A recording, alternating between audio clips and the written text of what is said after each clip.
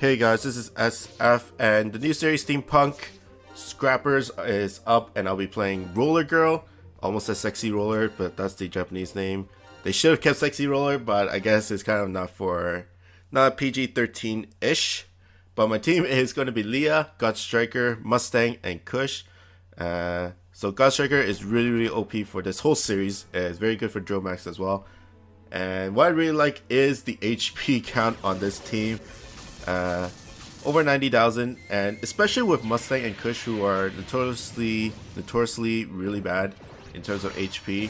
But Leah has good stats in terms of HP. Attack is meh, but God Striker has 27k HP, and I am in love of high HP monsters. So that's why God Striker is really good, and of course he deals with all the hazards. This is a really legit team, so although there are two farmables, but you want flight and no damage wall monsters, and all four of these monsters can deal with it. Kush is the only one with mine super and no damage wall, but the other three are flight and no damage wall. You don't really have to worry about the mines that much in terms of sweeping them, just because you have enough damage from Kushinada and God Striker to deal the damages. And Mustang is good for just going with the normal shots and the speed up, and her energy circle is not that bad as well. But God Striker is really OP for this dungeon just because all the monsters here are mechs in terms of the enemies. So the mobs are the mechs, the boss is a mech. So with the Counter Slayer, what the Counter Slayer does is God Striker becomes the Slayer of the class that hits him last in terms of the enemy. So since everybody's a mech, kind of like in the Monster of the Week video where everybody in PCG3 is all mechs, he becomes a mech Slayer, and it never changes until the dungeon ends. So you don't have to worry about the RNG in terms of which attack hits last and stuff like that. He has perma mech Slayer for the whole dungeon. And since I have both nulls on every single monster, I don't have to worry about dealing with the mobs. Usually you want to deal with the mobs, especially if you don't have for example, you don't have no damage wall, you don't have a lot of no damage wall monsters, so you go for the damage wall mob. But since all my guys have the nulls, they don't have to worry about it, and they just go for Roller Girl. Okay, second mini boss, nothing really special in my opinion. Just keep on clearing. If you don't have flight monsters or minesweeper monsters, then you go straight for those mine mobs, and that is awesome. That damage with the Slayer. Mustang for the clear of Roller Girl. Very good. Like, Kush and Mustang are pretty much a pack. They're pretty much a package right now, especially on all the other dungeons like Bishop Mountain or even the 29th floor of the tower. They're pretty much a package. Okay, I think next is I got turtle stage. Nope, I didn't. Okay, boss stage, 22 turns and 3 bars. Starting off with the bottom right, usually you want to clear off the 2 mech birds, and that's what I tried to do, and I failed dramatically, but I did get some good damage onto Roller Girl. Yes, Kush is in a very good spot. Roller Girl is very near like corners and stuff like that, so you can position for Kush for her plasma, then you'll speed up your clearing time. Just remember, it's the bottom right on the first stage, at the top right for the second stage, and then top middle for the last stage. But the mech bursts do a lot of damage. Okay, that's fine. And I got Striker to finish it up, hopefully. Almost.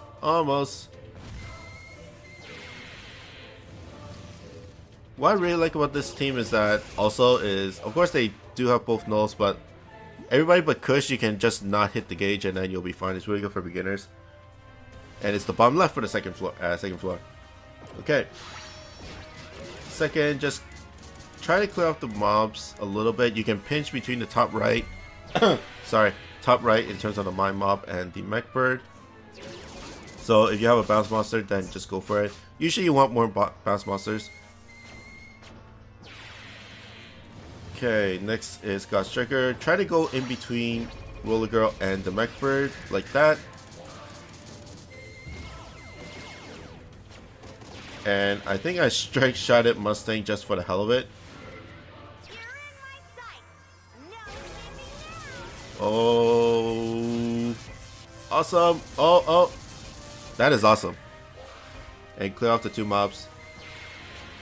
And then Kush for the next shot. I think this should clear for the most part. There we go. Sorry, I got a lot of tables to serve. And then last part, there are 2 spots where you can pinch. So if you have bounce monsters, usually you want more bounce monsters than pierce monsters. But basically just try to get a good pinch for God Striker or Kushinada. It's easier if you go from the top side up, top side down instead of bottom side up. Just because you have a little bit more leeway into that pinch. So God Striker is pretty useless. If you want to pierce from the bottom side, you have to basically go horizontally upwards to that pinch spot, but most of the time you might not be able to get it. But Kushinada, strike shot for the damages. I'll make you dance till you drop. And somehow the plasma stopped for Leah and Kushinada, just because Leah just slowed down right after she got the plasma. But strike shot parade. Getting a little bit close there. And then God Striker. Not bad, 1.5, and boom. Ouch. That was a little close. If the EX laser hits me, then I would have pretty much died, but it didn't, so. That is it for Roller Girl. It's hard in that there's not a lot of flight and no damage wall monsters, but other than that, you can just stack either flights and minesweepers into one team or no damage wall to one team, and then you just deal with the mobs that deals the one that you don't have. So it's relatively good, and she's also a good no warp monster, although there's a lot of light no warp monsters in the game. But with her strike reducer, her strike shot comes up very, very often. But that's pretty much it for me. I hope you guys like and subscribe, and I'll see you guys next time. Bye.